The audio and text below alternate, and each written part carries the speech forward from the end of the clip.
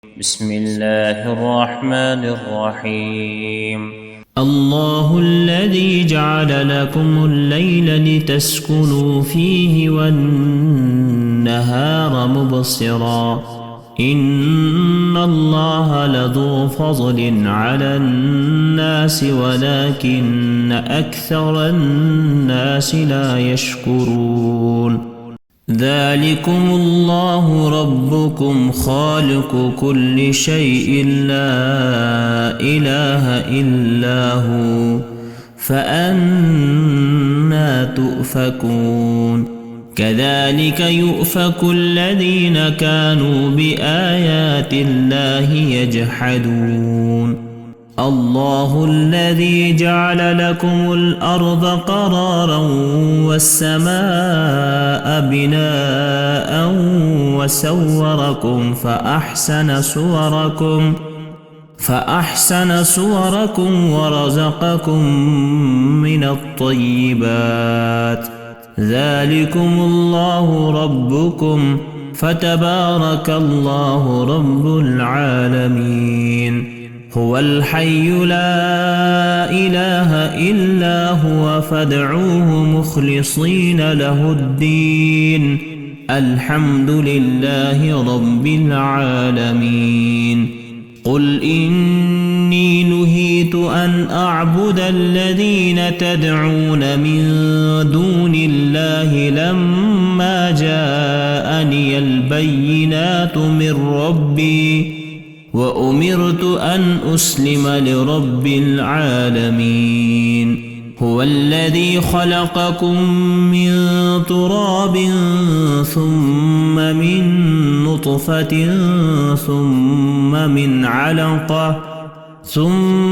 من علقة ثم يخرجكم طفلا ثم لتبلغوا أشدكم ثم لتكونوا شيوخا ومنكم من يتوفى من قبل ولتبلغوا أجلا مسمى ولعلكم تعقلون. هو الذي يحيي ويميت فإذا قضى أمرا فإنما يقول له كن فيكون. ألم تر إلى الذين يجادلون في آيات الله أنى يصرفون الذين كذبوا بالكتاب وبما أرسلنا به رسلنا فسوف يعلمون. إذ الأغلال في أعناقهم والسلاسل يسحبون في الحميم ثم في النار يسجرون. ثم قيل لهم أين ما كنتم تشركون من دون الله قالوا ضلوا عنا بل لم نكن ندعو من قبل شيئا كذلك يضل الله الكافرين. ذلكم بما كنتم تفرحون في الأرض بغير الحق وبما كنتم تمرحون. ادخلوا أبواب جهنم خالدين فيها فبئس مثوى المتكبرين. فاصبر إن وعد الله حق فإما نرينك بعض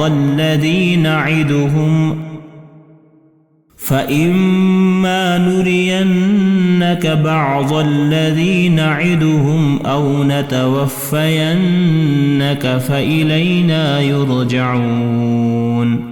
ولقد أرسلنا رسلا من قبلك منهم من قصصنا عليك ومنهم من لم نقصص عليك وما كان لرسول أن يأتي بآية إلا بإذن الله فإذا جاء أمر الله قضي بالحق وخسر هنالك المبطلون